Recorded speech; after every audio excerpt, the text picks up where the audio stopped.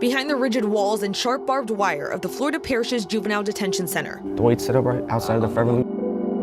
Or sounds and sights many probably wouldn't expect, including those who are serving sentences there. Were you guys ever interested in robotics before this? No, not really. We have a post-adjudicated program where kids are actually sentenced or adjudicated delinquent and put in our custody. The classroom looks like others across the state. Having an issue with figuring out what the heading is if it would be driving straight forward. But this program for incarcerated teens, you'll only see within the walls of the detention center. We would have to get one robot to the other side without hitting other robots. So we got the commands on this side of the computer, and we got the section where we got to put the commands at in order to make the robot function. The center has teamed up with North Shore Robotics, and for the past few weeks, the kids have been learning to code and bring robots to life. It was super cool. When we first started, we got to tinker with the robots and make them do basic functions. It was just really cool seeing your work get put into something live as you're doing it. Executive Director of the Detention Center, Joseph Dominic, says at first there was some hesitation. It's very difficult to get kids to open up to something that they're not familiar with, especially kids that are used to criminal behavior.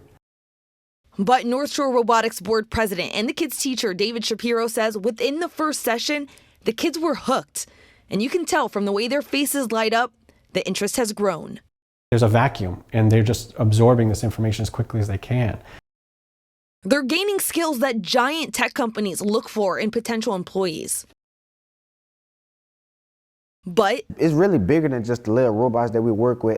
beyond the STEM education, they're getting life education that will help them inside the detention center and after they leave. Problem-solving skills, teamwork, because, you know, I plan on having a job. Obviously, I got to work around other people and things like that. And me working with the other youth and things like that just, you know, makes me better prepared for when the time comes. It's gonna wait 1.5 seconds. Teamwork.